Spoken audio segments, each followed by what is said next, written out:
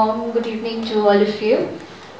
Before we start, I think we have a short play, so I believe all have settled in, so we can start the session.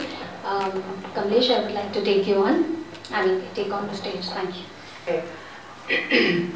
First of all, I welcome you. I know corporate Ashram already did that, but I still want to welcome you once again. Such a beautiful, sublime gathering. Few people who are interested in values today, so it's amazing to have you here. So thank you so much for being there. And of course, thanks to LIPSA for organizing this and doing it with so much of diligence and putting right minds and right people together to create these spaces. So thank you so much, LIPSA. When I looked at and thanks for your question, how do we all live values in every sphere of our life, and how best, because I have been working with organizations, but my focus has been on individual growth and organizational effectiveness, and I do this through training, coaching, facilitation. So when I was looking at the title or at the topic that LIPSA has chosen for today, there were just two words I wanted to start with. One was learning, and the other one was how do we learn and live values. This resetting part I'll just take in a minute, and I have around 10 minutes that I can respond to what she has put across to me. For me, while I was going through this, preparing for this talk, this interaction, there was one thought that came to my mind, and I kept on thinking, was I value-based when I was born, or did I learn values? And I do consider myself a value-based citizen, but anyway. So I kept on pondering that this is something I was nurtured by my parents, which was an amazing, amazing conditioning in a positive way. Or is it something I was born with? So I honestly had to rack my mind and think that I think there is a bit of both.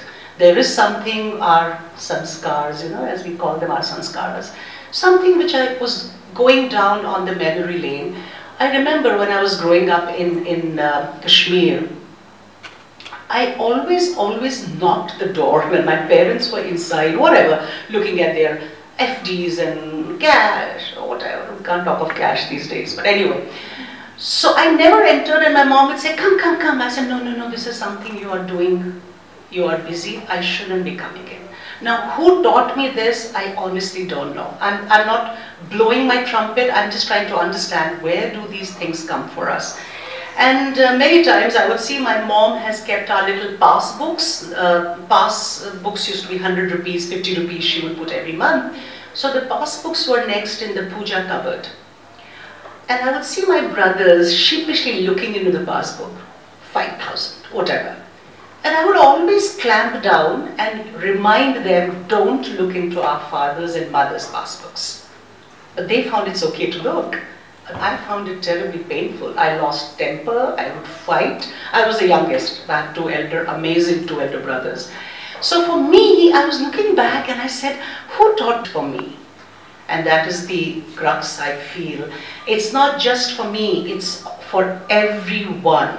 We are blessed as human beings, as individuals. We have a desire to awaken, to self-realize, to grow, and that's always there.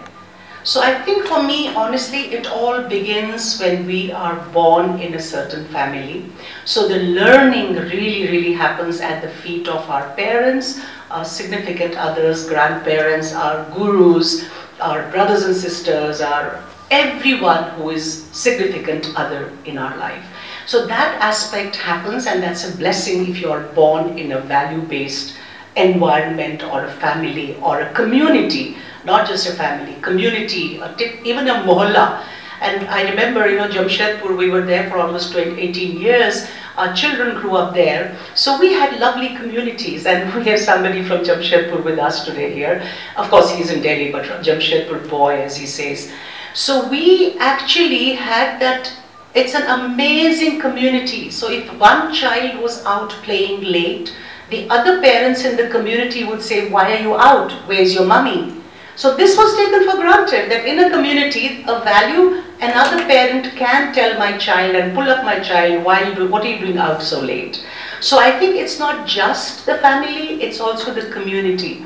It's resident welfare associations. If I see garbage in most of our RWAs, but the houses are shining, something is an issue. The community's value base needs to be checked, according to me. So I think learning really happens at the